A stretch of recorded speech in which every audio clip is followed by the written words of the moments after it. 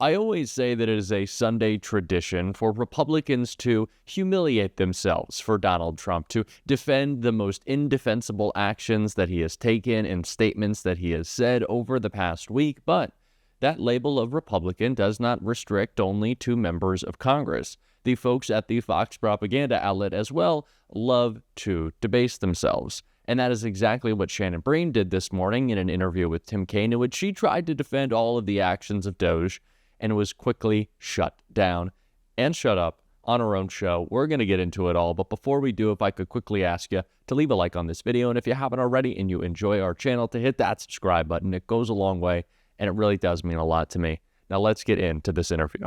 So you heard there the discussion about some people want them to get a divorce. Would you put yourself in that category? No, it's the policy that matters to me, not the bromance. I don't really care about that.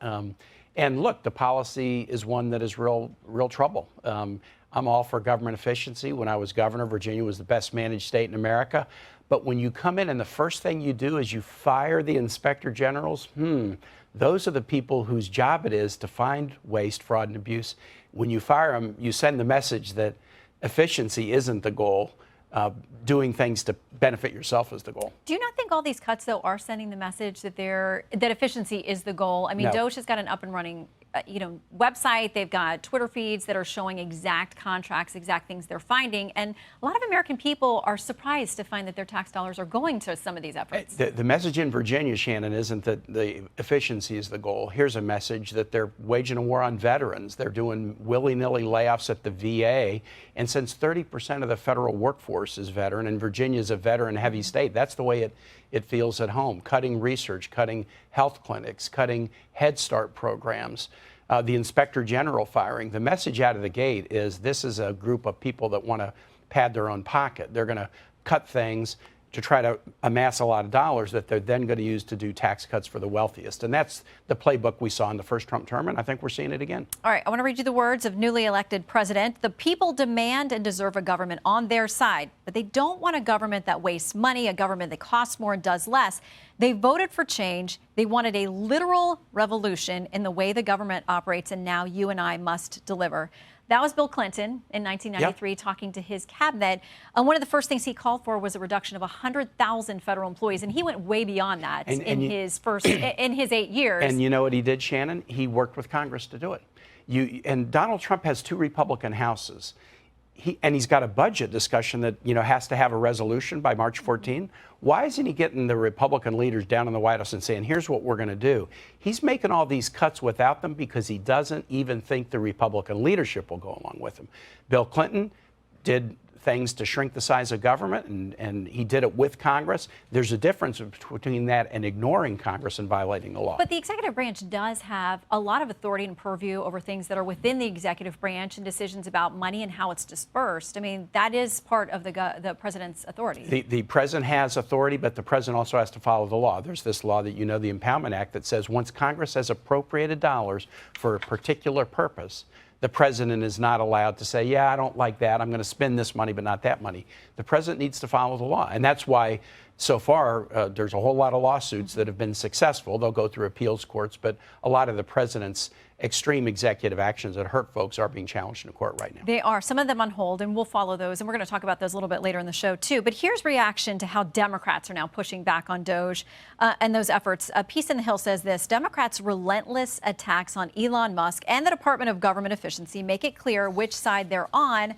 Spoiler alert, it's not the side of the taxpayer. So do you worry about the optics of so much outrage at Elon Musk and the Doge team versus outrage about some of the stuff that they're uncovering? Yeah, I think my outrage is about who they're hurting. Again, I don't care about the bromance. Who cares about the bromance? I don't like letting unelected officials, post. Yesterday, the Doge guys post classified information on their website, and they had to realize, oh, we didn't realize that agency was a classified agency. You shouldn't let people run rampage through offices that have classified information. And again, I view this in Virginia from the perspective of we're a veteran-heavy state. There's a war on veterans. When they're slashing in the VA, and when 30% of the federal workforce is veterans, compared to like 2 to 3% of the civilian workforce, you do indiscriminate cuts. I'll tell you who it hurts. It hurts veterans. Do you take any solace, though, in the fact that there have been a number of positions at the VA that have been walled off? They are not eligible for cuts or buyouts because the administration was aware that there were concerns about that. I do take some solace in that, but here's an example. There are 2 veterans clinics waiting to open in Virginia, one in Chesapeake, one in Fredericksburg. They've been built. We've spent them, and they're in areas where there's high percentages of veterans. Their opening days are now thrown into question, and when they do open, they'll be short-staffed rather than full-staffed because of the actions of the Trump administration. That's no way to treat veterans. Okay, let's talk about funding, because all of this gets wrapped in as well. The funding battle that's coming, Yes. Federal funding runs out on March 14th. Yep. A lot of people say, oh, in D.C. time, we've got plenty of time to figure this out, and maybe you do.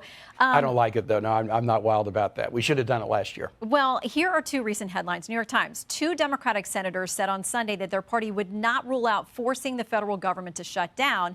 The very next day, USA Today has this headline: Dems say they are open to shutting down the government. Now, you've said in the past that shutdowns are not good for the American people. You've talked about Virginia. You've talked about military families Yes. that are a big part of the Commonwealth.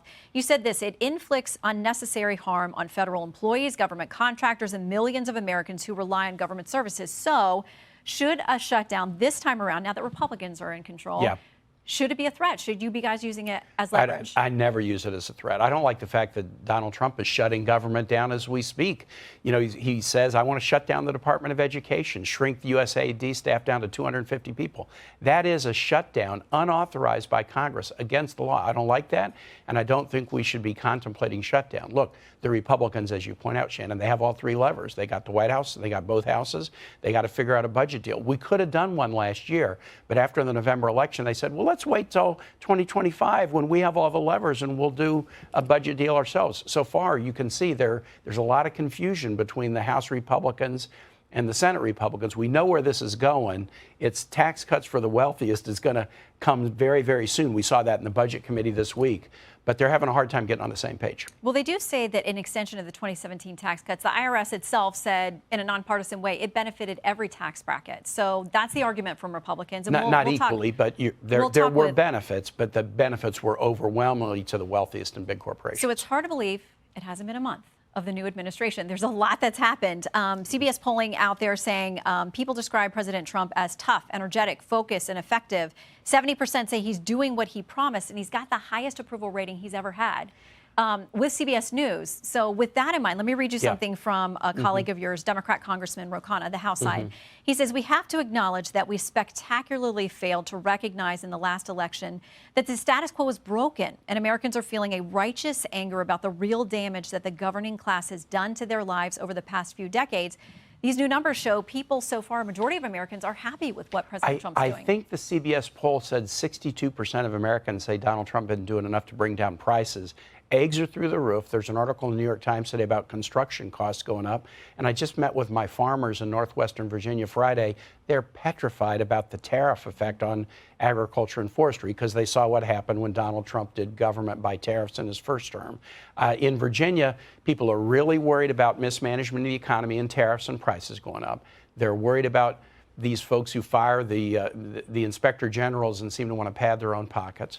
They're worried about attacks on education and research. There's a lot of concerns out there. All right. The idea that Elon Musk cares about getting rid of government waste can be so clearly, as we saw, shut down just by pointing out that the people solely responsible for doing so, the inspectors general of those agencies, were immediately fired. What Donald Trump and Elon Musk want to accomplish is a lack of oversight as they install their lackeys to allow them to commit all the crimes they want and engage in all the corruption they care to undertake. That is what this is about. It is about fealty to Donald Trump, and it is about the guise of, oh, look at us. We're saving you money. We're cutting the waste as we actually give ourselves a giant tax cut that's going to cost you billions, if not trillions, of dollars. That is what it is all about for Donald Trump. That is what it is all about for Elon Musk. And this is not the only example of Republicans or Fox hosts getting called out just for that. We also saw Jared Moskowitz appear on Jesse Waters' show and shut down the same lie he was trying to push. All right, well, so what? Let the lawyers figure it out. You guys can let the lawyers battle it out in the courts, but why do you guys go out there and sing songs and act crazy and look like you're pro-waste, fraud, and abuse? You know every American now thinks the Democrats are defending waste, fraud, and abuse. Well, look, what do you want us to do? Storm the Capitol? I mean, that's already been done. Right? That's our job. That's our job. Leave that to us, yeah. Moskowitz. No, but I mean, you guys can act normal. You guys don't have to go out and we have stuff, $156 million for schools to Pakistan. They never built a single school. And you keep handing them the money, Pakistan, which hid bin Laden for a decade. Why don't you guys just say, yeah, let's get rid of that stuff too. Let's work together. Listen, we should get rid of it. 100% we should get rid of it. And this stuff has been going on for decades, just like your chart showed, right? And so that's why I joined the Doge Caucus, because I believe in the mission, but you got to execute it correctly. And this is going to come to a head on March 14th when we got to figure out how to keep the government open. You're not going to be able to do it by CR anymore, because if you do it by CR, then what we're really saying is, okay, look, Doge says they found all this fraud, waste, and abuse. If you do it by CR, you're going to refund all of that stuff. All right, listen, so we're going to have to do it with Congress individual can't spending cut bills. any money. You can't do it. You've driven this country into a $36 trillion hole. Someone else has to take charge, okay? We did it your way. Well, the it doesn't Republicans are work completely your way. in charge, Jesse. It doesn't work your way. You guys can't handle the credit card. It's being cut up by Doge. If the Supreme Court is going to say something, let it go to the courts. But right now, you have to convince Maxine Waters. The debt is not going down, Jesse. Tell Maxine Waters to knock it off. The debt is not going down. What's not going down? The debt? No kidding, because you guys can't stop spending. Yeah. So Musk is trying to do something. Fire a couple people, get rid of the waste. I wouldn't resist that. I would just sit back and watch and say thank you. Well, again, that's why I joined the Doge Caucus, right? But if we're going to tackle the debt, Jesse, it's going to have to come through Congress. I have bad news for you. Elon and the president are not going to be able to do that themselves. It's going to have to come through a spending bill. So why did Bill Clinton Congress. fire 400,000 bureaucrats? Why is that fine for him to do, and Doge can't lay off bureaucrats now? Listen, I'm not saying don't go shrink the size of government. I'm for shrinking the size of government. I'm just saying the debt is so large, that's not going to solve the problem. When I have talked to members of Congress about how we can more successfully communicate this message, the conclusion that we have come to, and you see this when I talk to people on the show, is that we have to be everywhere. We have to be on the networks we don't like and podcasts we don't listen to. We have to go on Joe Rogan. We have to go on Fox. Hell, we have to go on Tim Pool, as Ro Khanna and I talked about. We have to go to the places where people are not hearing the points that we need to make. The truth. They don't hear it when they're only listening to Fox unless we bring it to them. And that's why I'm glad Jared Moskowitz is doing it. Tim Kaine is doing it. And we have to be talking about that every single day. And we're certainly going to be on this show. And if you want to support that, as always, you can hit that subscribe button. You can leave a like on this video. And if you're stuck around to the end, you can drop a blue heart in the comments. And until next time, I'll see you soon.